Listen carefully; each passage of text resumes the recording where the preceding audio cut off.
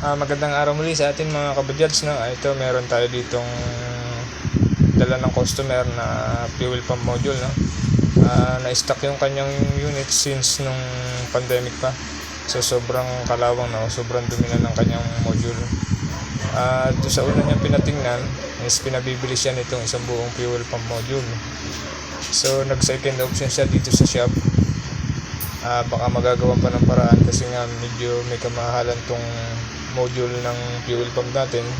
So titingnan natin yung ating makakaya kung mapapagana pa natin tong ating fuel pump module, no? Para hindi masyadong magastusan si customer ng malaki.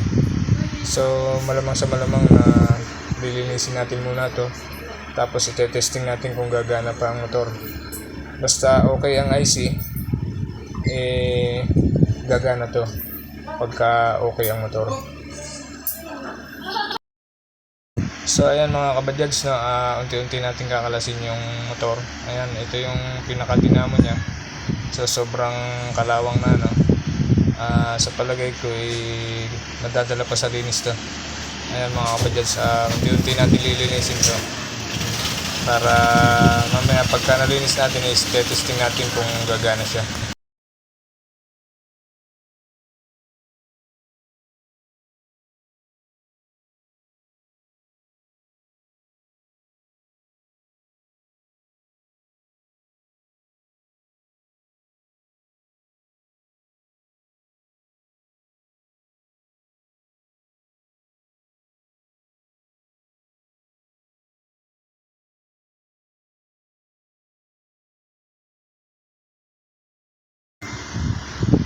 So ayan mga kabadyads, no, natapos na natin linisan. Ito tinetesting na natin. Ayan mga kabadyads, no, gumagana pa siya. So ibig sabihin hindi sira yung kanyang module. Ito yung ating pan-testing ng mga kabadyads. Meron nga pala itong diode na yung ginagamit, no, para hindi mapuwersa yung IC. Ayan mga kabadyads, no. Ito yung aking pang-testing kung gumagana pa ang module. So okay pa naman yung pinaka fuel pump module niya. So ikakabit natin ito dun sa unit. Dadalhin muna natin kung saan yung location ni customer. So ang alam kong location ni customer is sa Barangay La Mesa pa, no? So ito yung aking pan-testing ng ating fuel pump. So ngayon mga kabadyads, dadalhin na natin dun sa location ng unit yung ating fuel pump na nilinis, at para makita natin kung mapapaandar pa natin yung unit, no? So ang sabi ng customer is since pandemic pa niya na-stock yung kanyang unit, napakatagal niya hindi na paandar, halos 3 taon. So ngayon i-check natin kung mapapaandar natin ito ngayong araw na to. Ayan mga kabadyads, na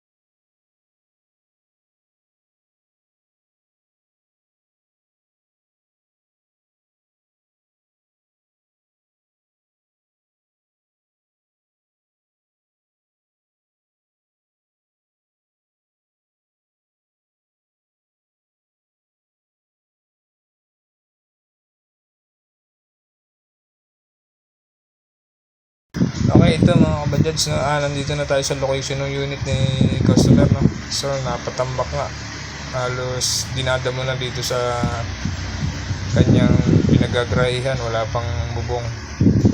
So ayan mga kabadyads, yung unit na kailangan natin paandarin.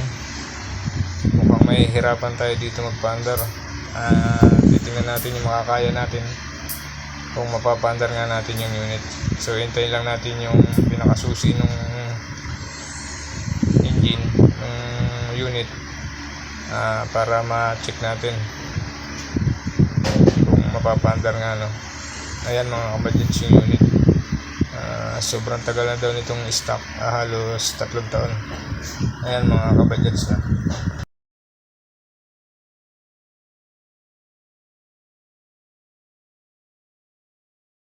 Okay, ito mga kabadyals, no? Mukhang napabayaan nga ito dito.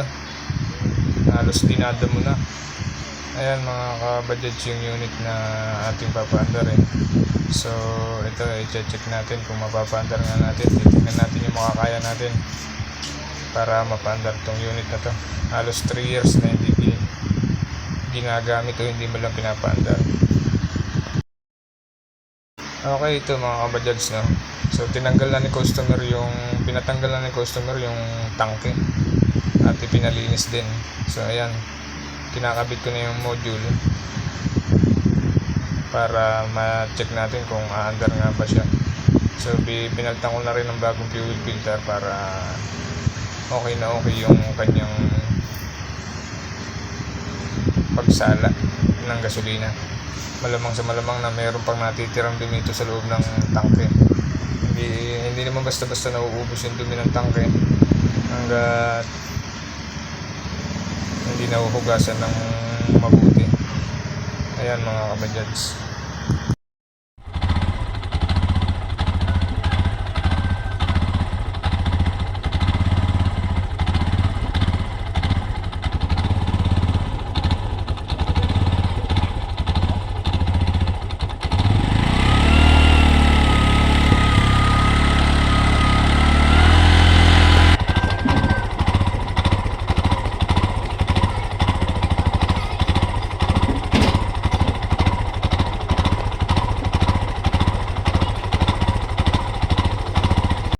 So ayan mga kabadyals, no? Napaandar na natin kaso mayroon pang konting problema. Medyo tumatalon-talon ng minor. Parang palyado pa siya. So malamang sa malamang na sa umpisa lang kasi ang tagal nga na stock tong unit na to. Ayan mga kabadyals.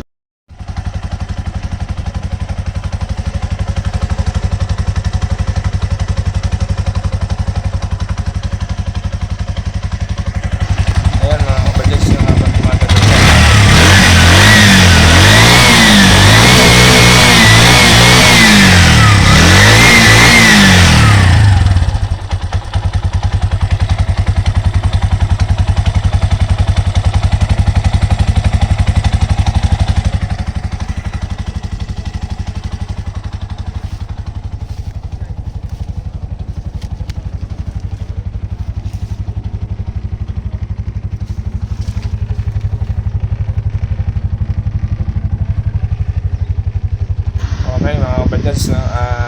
Successful yung ating project. Napaandar natin yung unit na hindi bumili ng fuel pump module si customer, no?